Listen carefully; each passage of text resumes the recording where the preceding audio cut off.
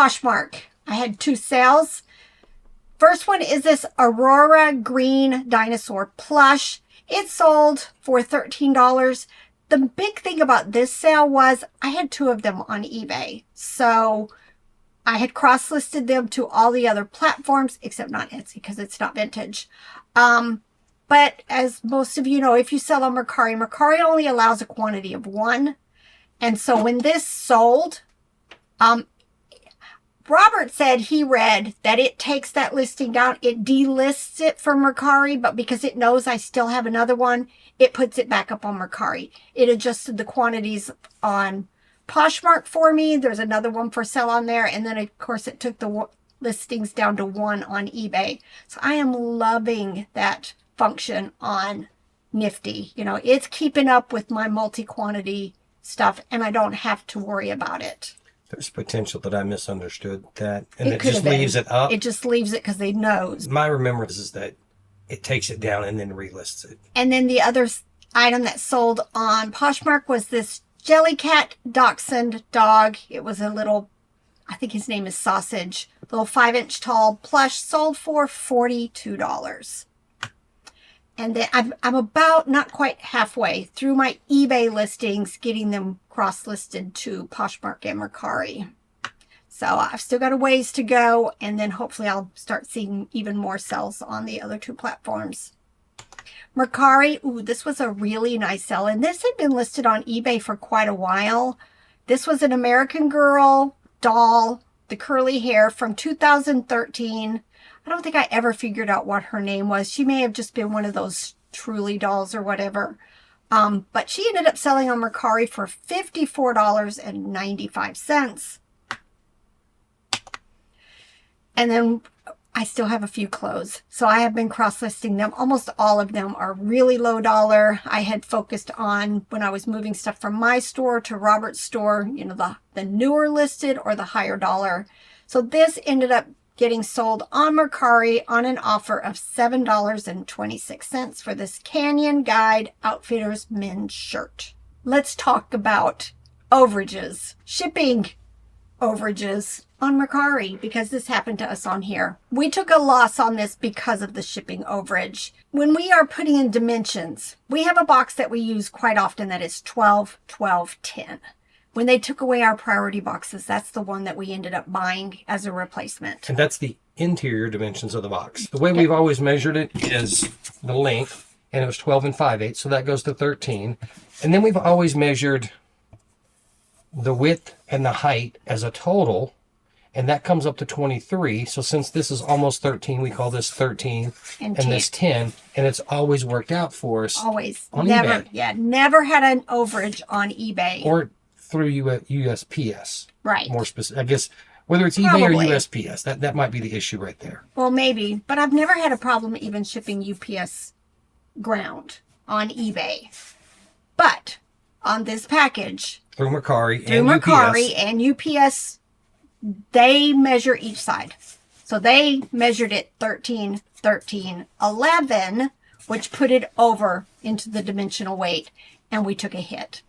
So be careful with Mercari, and specifically with UPS, that, you know, you don't, you know, like do what we were doing, where the 23 actually would be 13 by 10. So 13, 13, 10. Never had a problem on eBay. So lesson learned for us. And maybe we've been doing it wrong all these years.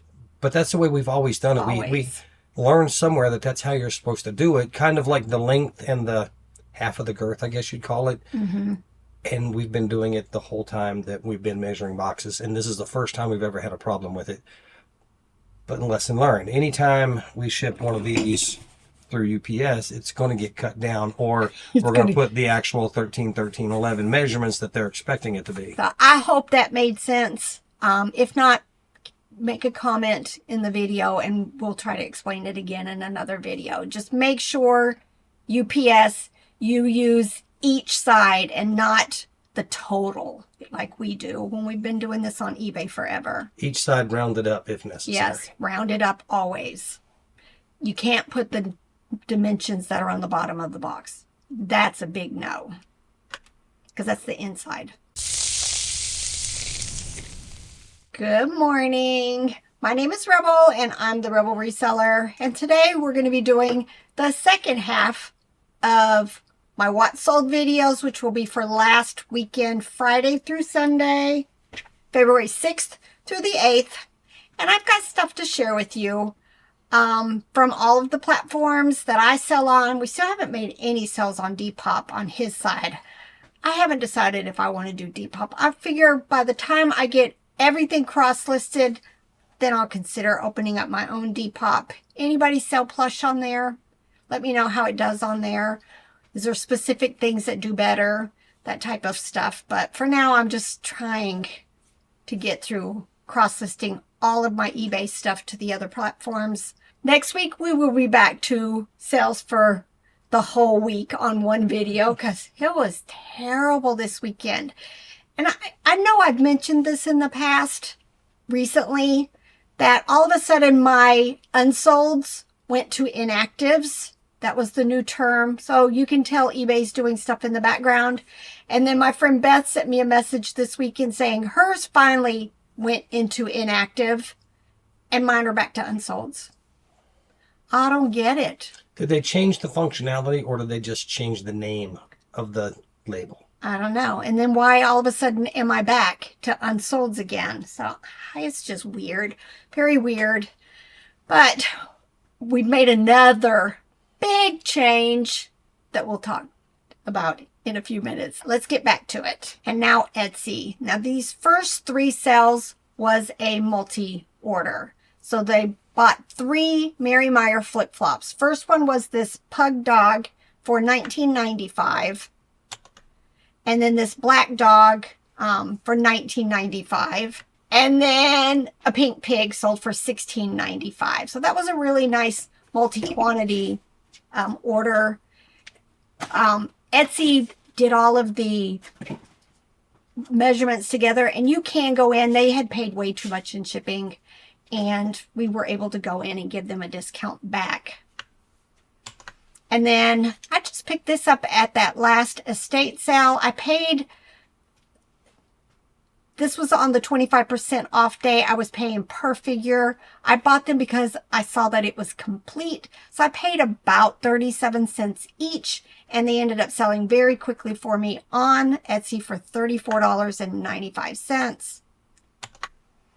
Kenner Strawberry Shortcake Blow Kiss Doll from 1982 sold for $39.95. I love finding them. She would have sold for a whole lot more if she'd had her bonnet and her booties.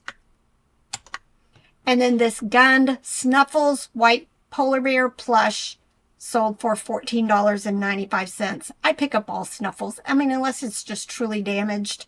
But some of the different colored ones sell for quite a bit. Go look it up. And then eBay. First thing that sold was this Build-A-Bear Cardinal Bird Plush 16-inch sold for $19.95. Disney Parks Monsters Inc. Sully Pillow sold for $21. Barbie Superstar Silver Trophy set of 6 sold for $22.45. These were in that huge lot of Barbie stuff that I picked up, I want to say 2 years ago. Paid $7 for a huge bag of Barbie. And slowly but surely I've been selling the pieces. Crocs Black Sandals. These were the chunky high heels. Sold for $13.45. Animal Alley Purple Bear Plush sold for $14. Rebel said back in the day, a month ago or last week or Monday, last December, that I'm never doing promoted listings. You know, I've had so many people either comment or send me messages saying, just do it. Just do it. It's part of doing business. You know, I'm taking a beating in sales. So yesterday, I decided to do promoted listings again. But I focused on it differently. Before, I had promotions set up store-wide. So it didn't matter. Everything was, you know, I had set it, I think, dynamic. with an 8% cap. And, you know, I turned all of that off in December when they came out with this new Halo promotions. But I've been getting spanked terribly. So I decided yesterday to start it again. But this is what I did. They should have one of those flip-flop plush named for you. I know. Anyway, back to what you were saying. I hate having to do this. But, you know, business is business. And so this is what I did. And some of you are going to be like, dang, you went to the extreme. But what I decided to do was, first of all, I wasn't going to do store-wide. So this is based on individual listings.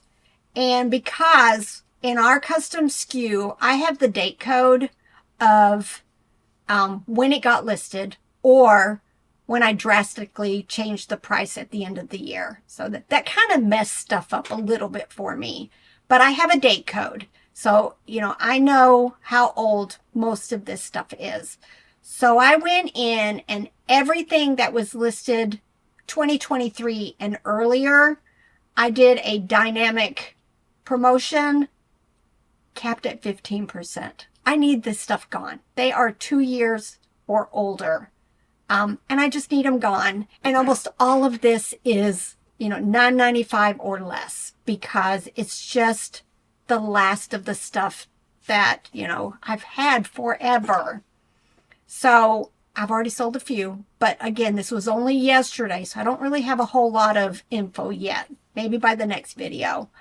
If it was listed in 2024, I did dynamic, which is like the trending, but I capped it at 10%. And then for last year, the beginning first 6 months, I did 5%. And then the second half of the year, but not including December, I did 3%. They are 3 months or older. And they, you know, I figure it's time to promote them. But these last 3 months, December, January, February, I'm not promoting. And I'm going to keep it this way. So in March, I'll go promote December at 3%.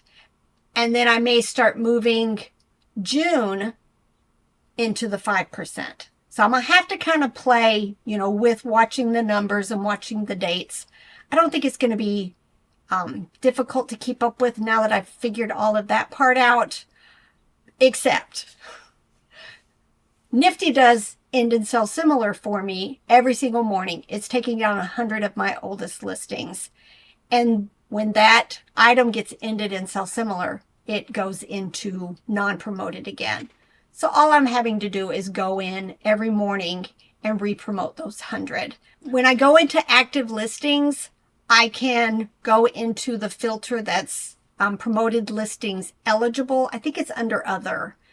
And pull up those listings, and then I can sort them by date because I have the date in my custom SKU. I really encourage people to start putting the code in your custom SKU. That way, if you're doing end and sell similar, you still know when it was listed, unless you've got a code somewhere else.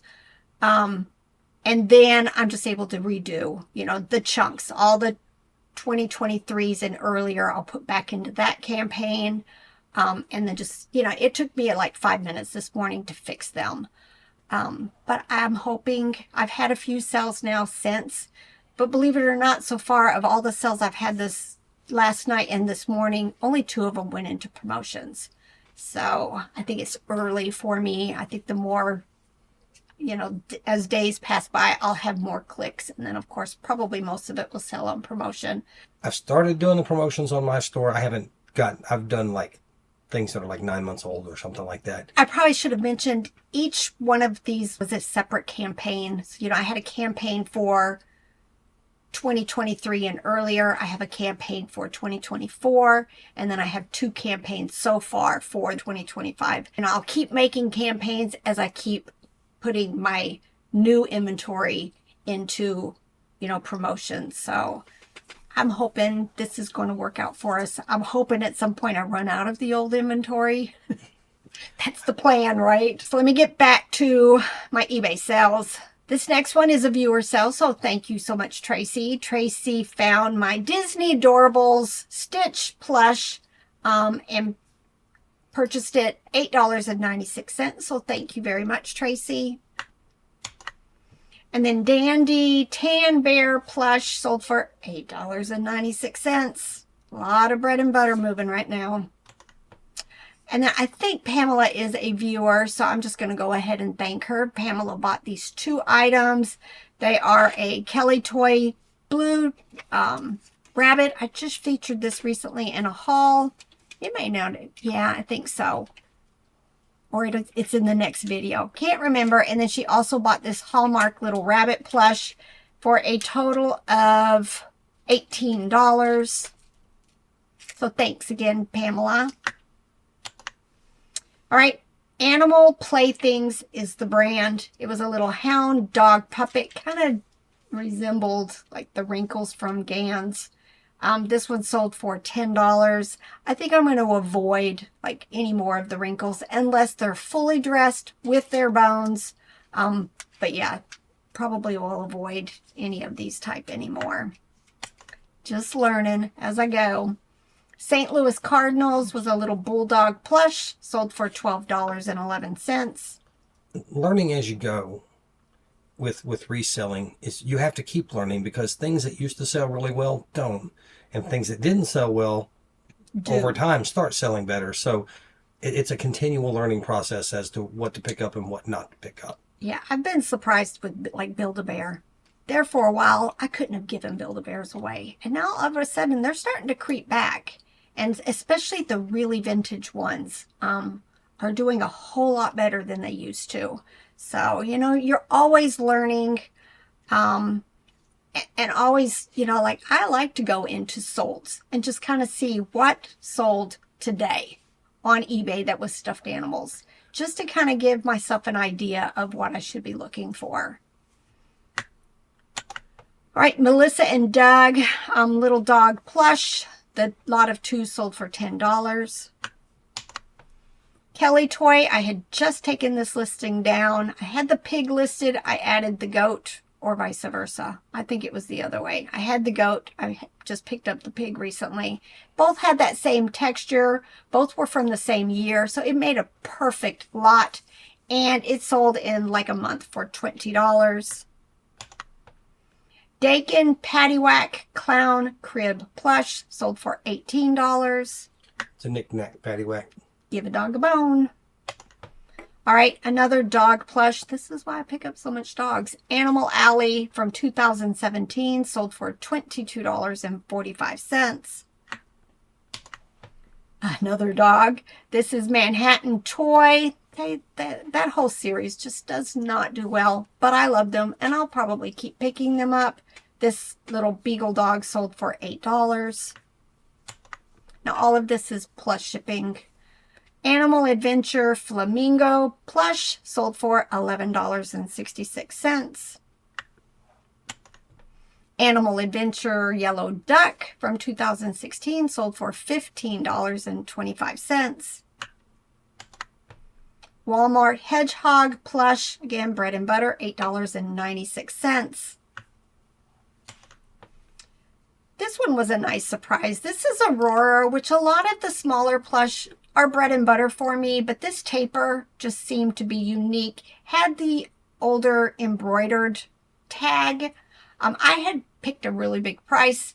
It's been listed since April of last year, so when I got a $25 offer on it, it was gone. Y'all, we have this second monitor up here, and it just has the background, the Windows background, and it changes from time to time based on, I don't know what Windows does something to change it. And this has what appears to be some sort of European seaside village. I have no idea where. Greece or something is what it reminds me of. Mm-hmm. But dang, those houses are packed on top of each other. It looks like there's barely room to get a car through there. And they're like apartments. Yeah, they're like 4 stories tall based on the number of windows. Oh my goodness, I can't imagine living that packed to somebody. Right next to the water too. Can you say squirrel? All right. Oh, wait, I hit the wrong button. Here we go. I am very distractible. All right. This next is a Robert find. It is a book called Electronic and Electrical Fundamentals, Volume 1 from 1960. Sold for $8.96. And last but not least, and this was a freight forwarding company, don't be afraid of them. A lot of times, I see posts all the time. I figured out that this is a freight forwarder company. Should I cancel? No, don't cancel. Most of them have been doing this forever. I've had one problem with a freight forwarder, and I think the package got hot, and it was like a paint face on a doll, and it melted. It came off on the plastic bag that it had been stored in. Legit complaint. And I was fine with giving them a refund. So it wasn't a problem with it being a freight forwarder. It was just a problem with that order. The item went defective after we shipped it. Yes. Ship it. Like this particular company always sends a message asking you to put the number on the box. Just do it. It's super easy. When you're getting ready to print out your label, get out a marker and just write the name. It helps them sort. But I've never had a problem with this one. And I sold this blue and red vintage teddy bear. They love vintage plush. I'm pretty sure this is Japan. And it sold for $8.96. Did not have any sales on Depop, Poshmark, or Mercari that weekend. It was, he got spanked. I don't think he's been listing enough. So it was starting to show. So he's gotten back on track this week to get more listings processed and on there and then cross-listed. But he has, I think, 6 things on eBay that sold that weekend. First was these Eddie Bauer men's jeans. Now just remember, a lot of these are old listings. We're just trying to get rid of them at this point. These are things that we purchased back when we didn't know what we were doing, when we were purchasing clothes. And we didn't check sell-through rates nearly as well as we should. Yeah. So these jeans sold for $12. These Clark's bendable shoes sold for $19. I like buying Clark's. We love Clark's. We just don't find them around here much anymore unless they're $5 or $8, it seems like. We used to find them when we started selling clothes. We would find Clark's regularly $2 a pair all the time. Not anymore. Yard sales and estate sales have just increased in prices over the year. All right, Wrangler women's bootcut jeans sold for $13. Arizona jeans corduroy pants sold for $10. Arizona jean is not a brand we typically buy, but if they're corduroy or carpenter jeans, we'll look into them just to see whether or not they're worth picking up. Volcom men's shorts sold for $10. And last but not least is Talbot's t-shirt. Sold for $12.31. Hopefully this one ain't coming back. He's got 2 returns right now, and they're both Talbot's women's shirts. I don't know what's up with that brand, because even we've been getting pants back that are Talbot's. I'm not sure if maybe their sizing has changed, because a lot of the stuff I know that I picked up were from an estate sale where I bought tons of Talbot's. Small, 4 petite, 6 petite pants. I don't know. Something is different about the vintage or older Talbots and the newer Talbots, I think. But that's been a decent brand for us, though, I'll still as far pick as it up. price and sell-through rate. All right. Hope you guys enjoyed this. Anybody else back to promotions? I've seen a couple people make comments that, they're back, not as high as they were, or just going to go full on, get rid of the old stuff and, wait 90 days before I start promoting. Hopefully a lot of this stuff will sell on one of the platforms before I ever have to use promotions. So, all right, y'all, it's time to get to work. I think we're going to actually we got a ship for today, and then I think I'm going to make another haul video. So we've still got some work to do. And some lunch. Get to work. Bye.